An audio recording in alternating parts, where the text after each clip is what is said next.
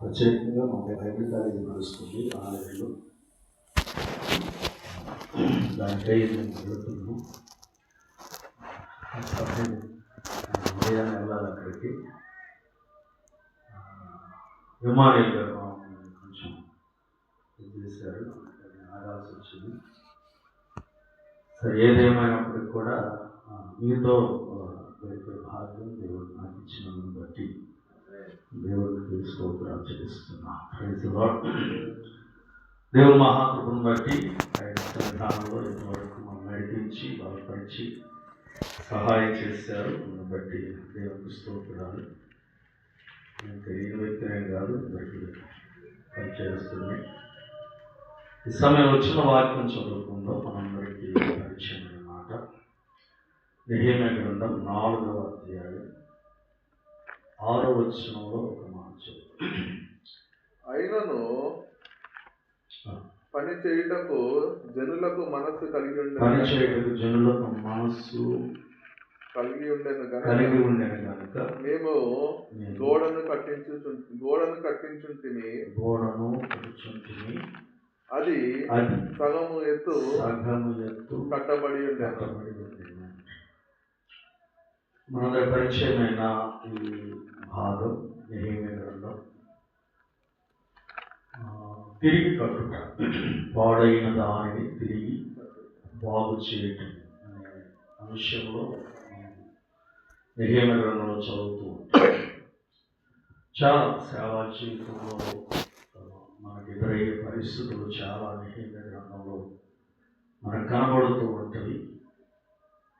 దేవుని పని చేయటానికి అసలు మనకి ఏమి అవసరమో అన్న విషయాలు నెహెమ్యా గ్రంథంలో చాలా స్పష్టంగా మనం దాన్ని ధ్యానం చేస్తూ ఉంటాం కనుక చాలా స్పష్టంగా మనకు అర్థమవుతూ ఉంటుంది. జనులకట మనస్సు కలిగిందట. పని చేయటానికి జనులకు మనస్సు కలిగింది అనే మాట. మనస్సు కలిగింది, ఇష్టం, పని చేయటానికి వారు ఇష్టపడ్డారు. ఈ సందర్భం ఏమిటి? 4వ అధ్యాయంలో సందర్భం ఏంటంటే,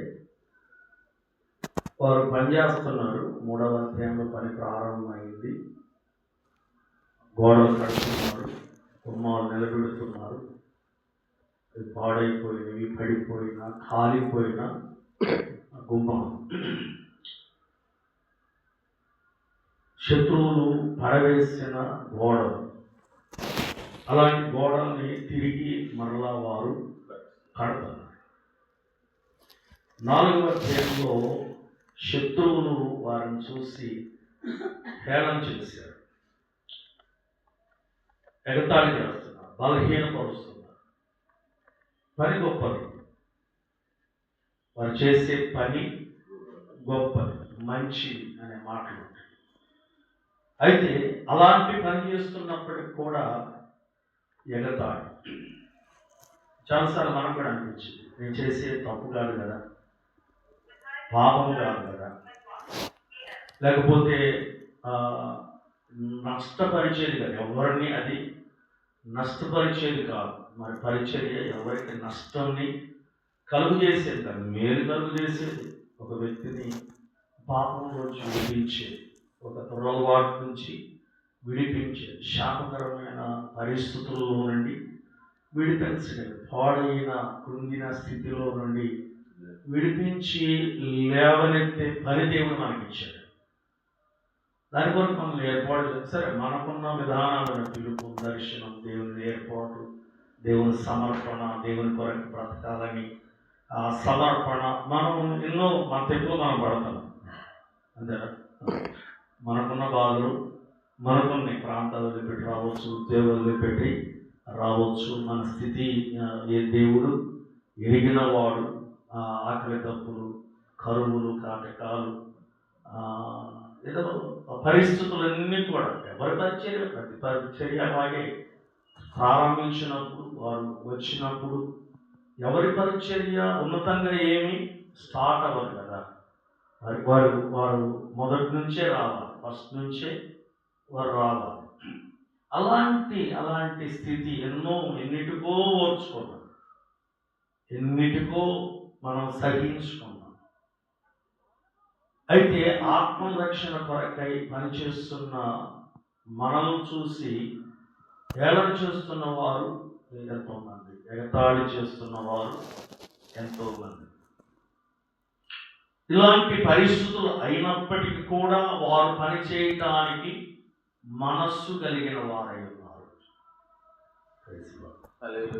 ఇలాంటి పరిస్థితుల్లో కూడా హేళన, దుర్బలులైన యూదులు అంటారు, బలహీనులైన యూదులు, మీరు చేసే పని ఒక నక్క ఎక్కిన ఎడల, దాని మీద ఒక నక్క ఎక్కితే అది పడిపోతుంది అని హేళన చేస్తున్న సమయాల్లో వారు పని చేయటానికి మనస్సు కలిగిన వారిగా ఉన్నారు అనే మాట చాలా ప్రాముఖ్యమైనది.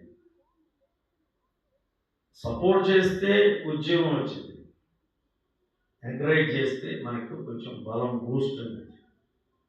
ఎవరైనా మనల్ని నడిపి మంచిగా చెప్తున్నారు, మంచిగా పాడుతున్నారు, మంచిగా ఆరాధన చేస్తున్నారు, మీ మెసేజ్ బాగుంటుంది, లేకపోతే మీరు ఇప్పుడు మంచి పరిచర్య మీరు చేస్తున్నారు, షార్ట్ టైంలోనే ఒక పరిచర్య మీరు చేస్తున్నారు అని అలాంటి మాటలు, అంటే పాజిటివ్ మాటలు కనబడినప్పుడు కొంచెం ఓకే నేను ఇంకా చెయ్యాలి అని కొంచెం హ్యాపీ, హృదయాల్లో సంతోషం అనేది. కానీ అక్కడ పరిస్థితి కాదు. ముఖం మీదే ఆ మాటలు చెప్తుంటే, ముఖం మీదే అలాగూ మాట్లాడుతుంటే, ఈ దినాల్లో మన కూడా సేవకుడైతే ఎంత చేసినా ఇంతేలే, వీళ్ళకి అనవసరంగా అసలు నేను సేవ చేస్తున్నాను. దేవుని కృపను బట్టి అందరూ సొంత పరిచయాలు అనుకుంటున్నాను. అందరూ పరిచయాలు ప్రారంభించి కట్టుకున్న సంఘాలు, కట్టిన సంఘాలు ఉంటాయి కదా, పాత మందిరాలు ఉంటాయి. అక్కడికి వెళ్తారు కొంతమంది సేవకులు, ట్రాన్స్ఫర్ల మీద లేకపోతే కదా, ఉన్నాము లేదా మా ఐపీసీలో ఉంటుంది, ట్రాన్స్ఫర్ చేస్తారు.